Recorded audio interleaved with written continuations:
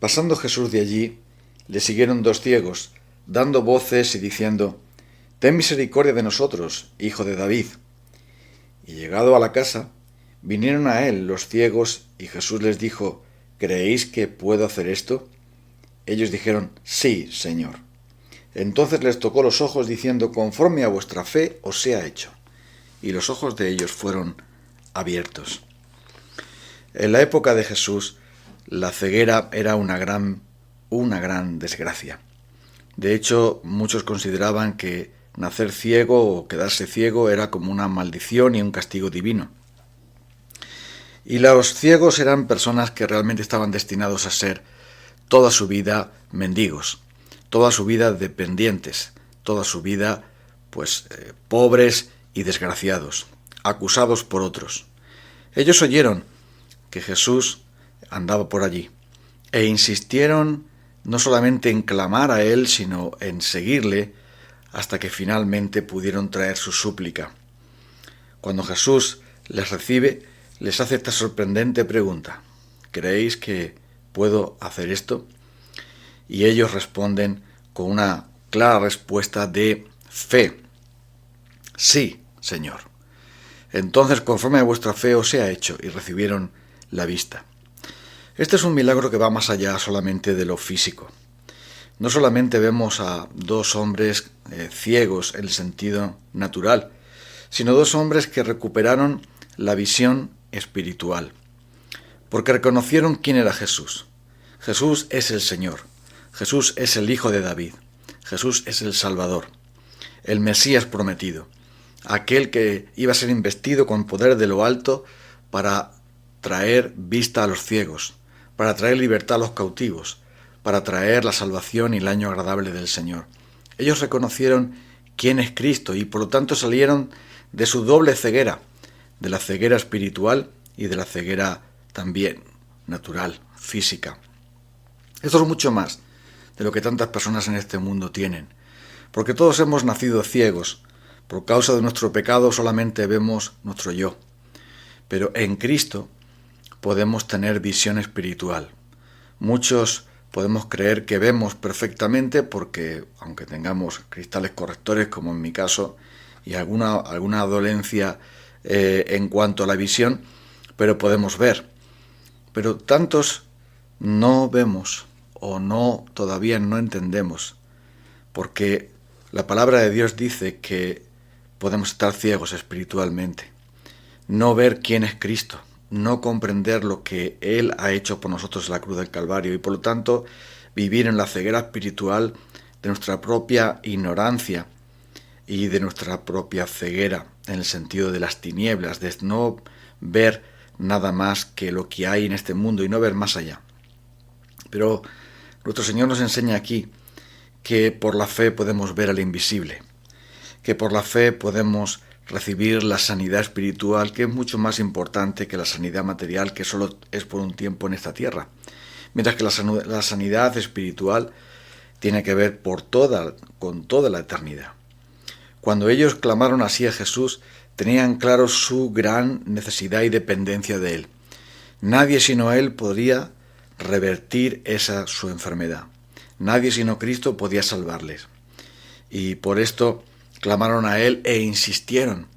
Muchas personas no tienen porque no piden, y muchos no tienen lo que piden porque solo les interesa su propia conveniencia personal. No están interesados en Cristo como Salvador, sino como prosperador, como sanador, como aquel que mejora mi vida, pero que no es el Señor.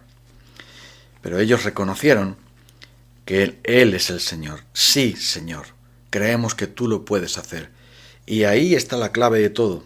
Ellos no solamente estaban buscando a un sanador, sino al Hijo de David, al Salvador.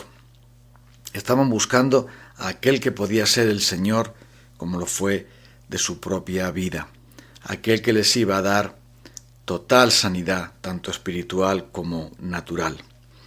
Muchas personas piensan que Dios está para favorecernos, que Dios solamente está ahí como una especie de Papá Noel a que podemos pedir nuestros deseos, que Dios es simplemente alguien que está para cuando hace falta, como cuando llamamos a la ambulancia o llamamos a los bomberos solo en caso de necesidad.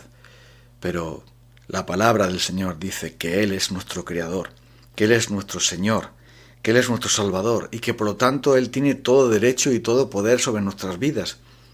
Y mientras que no entendamos esto, no vamos a recibir la visión.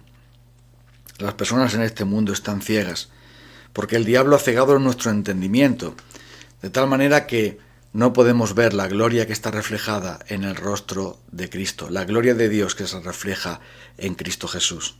El Dios de este mundo ciega el entendimiento de tantas personas para que piensen que el dinero es lo único que hay que mirar, para que piensen que el placer y el poder es lo único que vale la pena, para que piensen que la vida consiste en los bienes que uno tiene y en las cosas que uno disfruta, porque después no hay nada más.